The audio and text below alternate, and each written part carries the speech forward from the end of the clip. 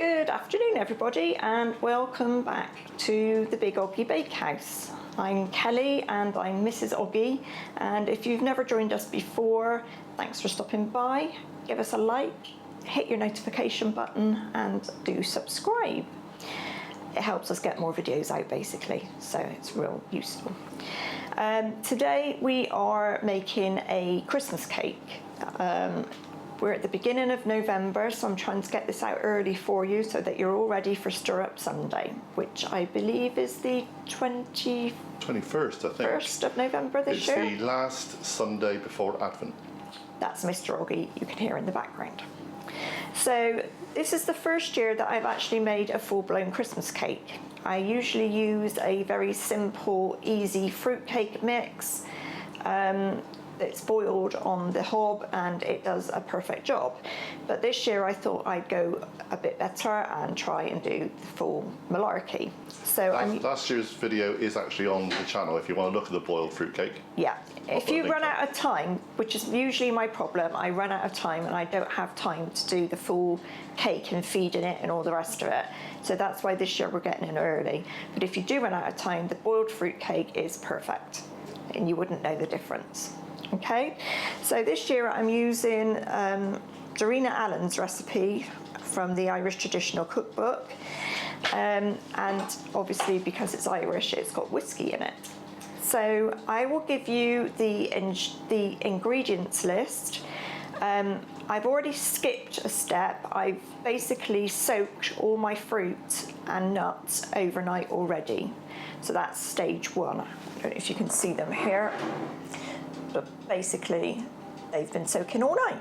So we soaked it in Bushmills malt whiskey, but all brands are available. Yeah, and whatever you've got, and even if you don't like whiskey, put something else in it. As long as it's alcohol, I guess it doesn't really matter. No, rum and brandy, traditional ones, exactly. Sherry possibly.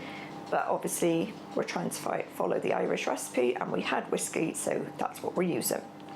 So ingredients wise, please try to use the best quality ingredients you can get. Try not to buy the big bag of mixed fruit and peel that you can get in a supermarket. If you can afford to buy it separately, do so. If you can, the bag from the supermarket will do just as well.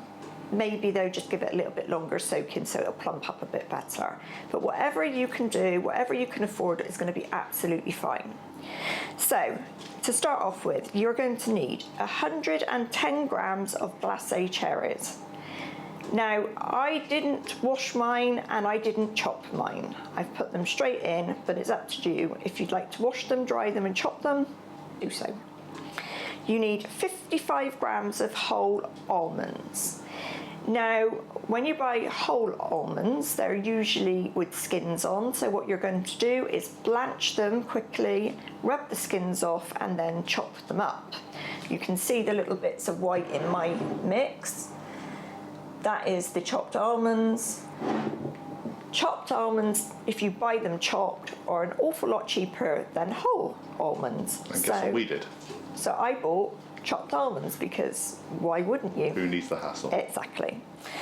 You need 340 grams of best quality sultanas, 340 grams of currants, again best quality you can get, 110 grams of muscatel raisins they're asking for. Now we looked at muscatel raisins and I think they're bigger than normal raisins, but they do have stones in. So that means if you use those, you have to take the stones out.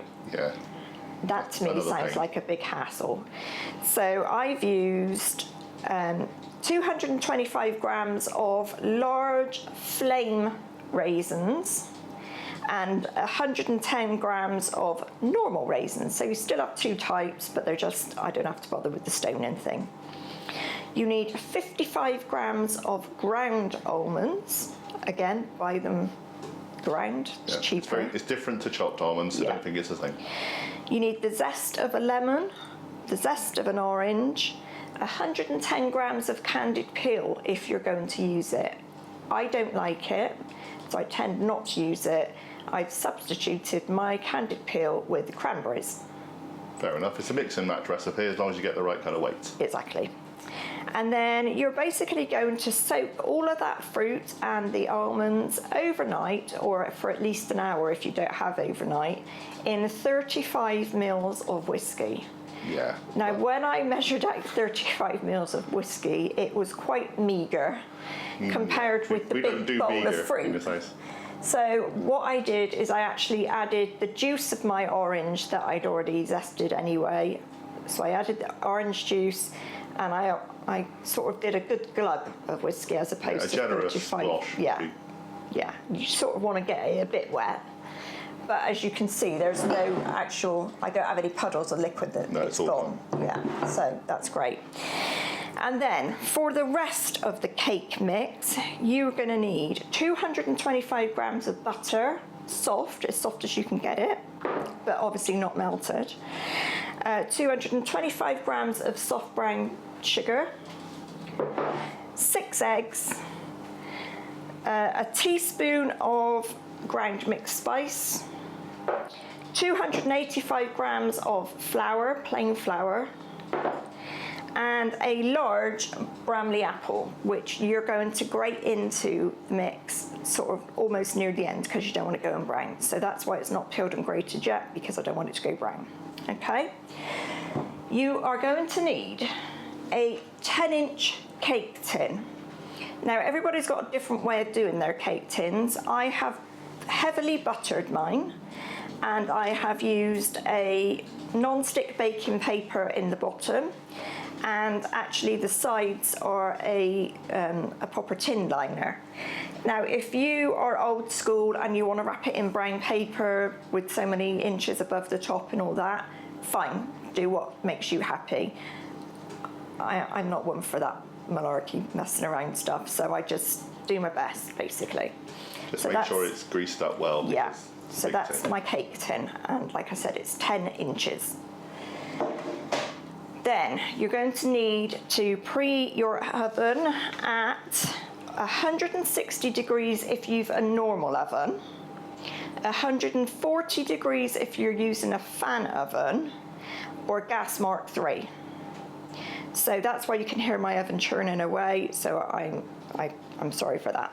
Okay, so the next thing we're going to do is we are going to cream together the butter and the sugar. But before I add the sugar, I'm going to give the butter a good whiz in the mixer so that it gets nice and soft.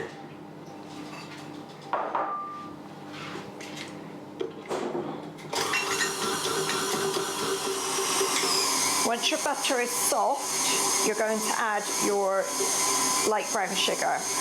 I suggest you don't add the whole lot all in one go.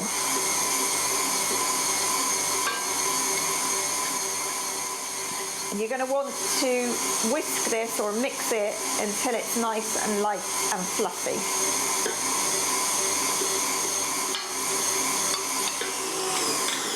Just scrape this down a minute.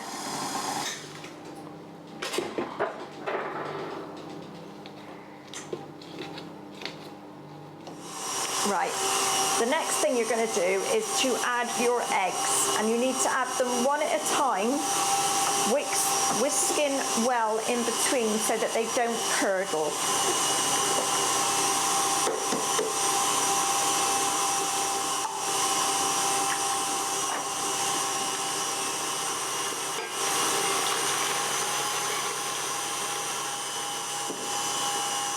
If it starts to curdle, just add a tablespoon or so of flour, and that will bring the mixture back together.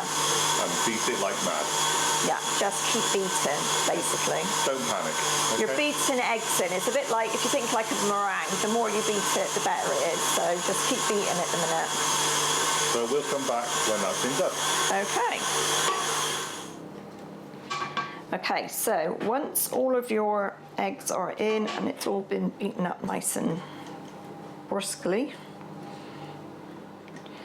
we take away the beater because we're not going to do any more beating now. Apparently, if we beat the mixture again now, the cake will be tough. And we don't want a tough cake. So, the next thing to do is to add the mixed spice into the flour, and then add the flour into the eggy cake mix, almost folding it in, but not sort of too gently, if you like.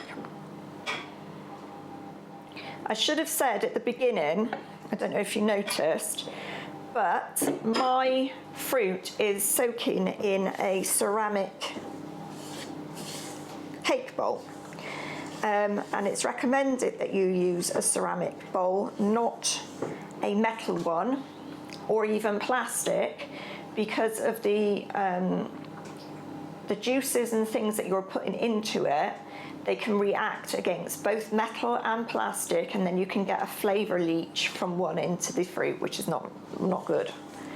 So it's best if you can use a ceramic dish.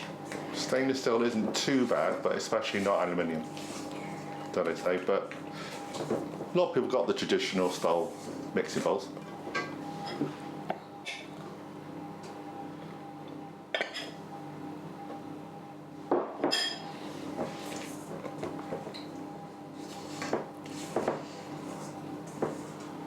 Smells lovely with the mixed spice.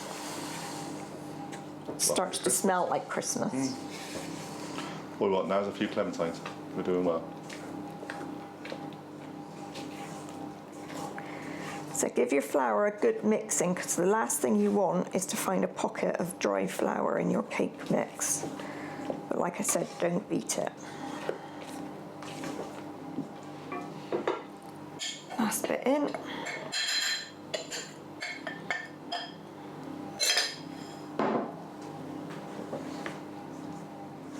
I think like anyone doing cooking around Christmas, they need gentle handling, don't they? Same with the cake.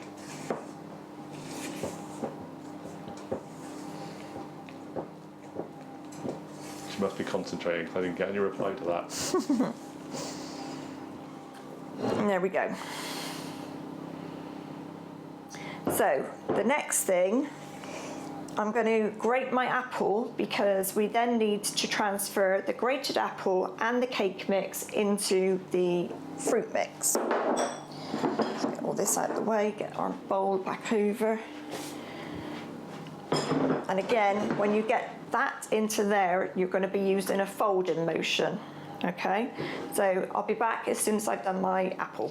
So I'm going to grate my apple, but I'm not going to peel my apple, because it's going to be grated. The pieces are going to be so small, I really don't think it's going to make much of a difference.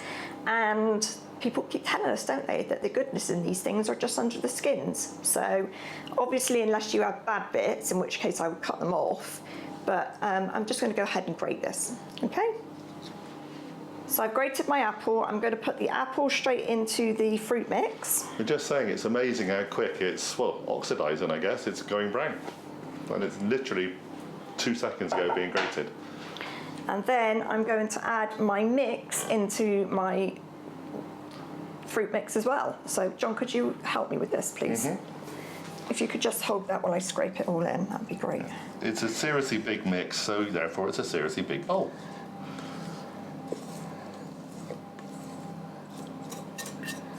You need to try and make sure you get all of your mix, because you've got a lot of fruit to stick together. Be surprised, it will come together though. Don't panic at this stage, there's no problem to panic, it's just a cake. Last bit. I've got nothing left to lick out. Oh, No, that's it. You okay with that? Do you want me to do it? Carefully but thoroughly is the watchwords here. And when you start stirring it around, you get all those smells from the orange and lemon zest and stuff too. It smells delicious. And obviously the whiskey. When I think about Stir Up Sunday, is this and obviously Christmas puddings. We're thinking of doing a Christmas pudding as well. Okay, I'm thinking of making a Christmas pudding. I have never ever made a Christmas pudding, and I know why I haven't done it, and that's because I'm scared of the steaming of it. Well, because I've never steamed something for like 4 hours. But we're going to have a go. So I've got a really good recipe for a Christmas pudding, so hopefully make one of those this week and we'll put that on the channel very soon.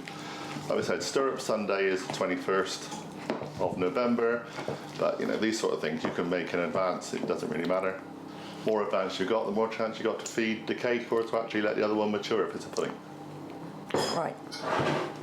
As you can see, it's been thoroughly mixed.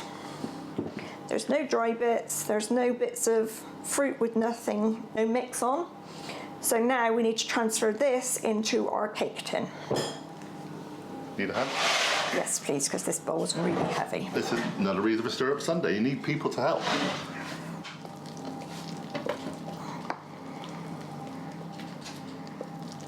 And there is a lot of mix in here, and it is going to fill your 10-inch cake dish or tin with no problem.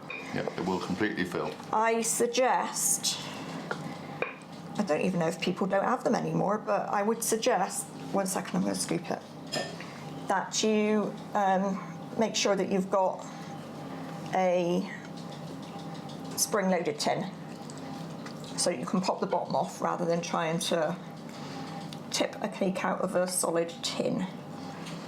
Okay. I think most cakes are like that now, most tins are like that now anyway. Modern technology, eh? Absolutely. No more running around the edge with a knife and all that business. So this is not the sort of cake that will rise, so don't panic about the fact that it's a very full tin.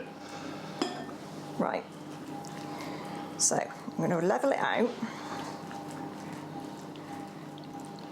and try and smooth the top off.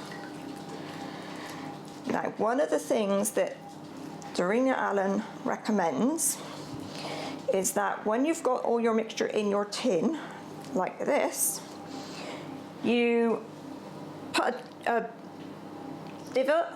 No, I'd say more like a gentle well, really. A divot is like a really big, deep. Well, you know, like that. Have like a hole in the middle of your cake. Not too deep, but as most of you know, if a cake rises, it always rises in the middle, and then you have to do it upside down. So the plan is, give it a bit of a helping hand to sort of come out flat. Looks a bit like a cereal bowl now, Yeah. just a gentle dip in the middle. Now the other thing that Darina recommends is that you get your hands wet and you rub it over the top of your cake, which is supposed to give you a flat top. We shall find out. I'm not going to do it because I just think I've smoothed that nicely. Well, we'll find out if she was right or you were wrong then, won't we? Exactly. And most often, let's be real, you turn the cake up the wrong way to ice it anyway. So Okay. Let's just wait and see what happens. So this is now going to go into the oven. I've given you the preheated temperatures. It needs to go in for an hour to start off with. And at the end of the hour, you need to reduce the heat to 150 for a normal oven, 130 for a fan oven, or gas mark 2 for a gas stove.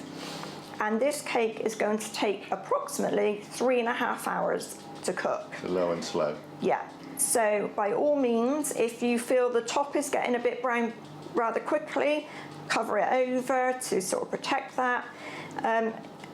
I'd say probably around 3:15, something along those lines. I would test it with a skewer to see if you're nearly there or if you're not. Just keep an eye on it. And keep an eye on it, basically. You've invested a lot into this cake and you want it to be good. So I'm going to put mine in now and we'll be back in 3.5 hours and let you see how it comes out. Or so. Okay, see you soon. So welcome back. This is the next day and here is the said cake. It's looking very good, actually. Yep, the dent in the middle worked, as you can see. It's nice and flat. It took exactly 3.5 hours. I will say that I covered it from the beginning with foil and left out probably the last 15-20 minutes without foil on, just because my oven seems to brown things up quite quickly. So once you get it out the oven and it's piping hot, you need to just brush it with some more alcohol. I did that.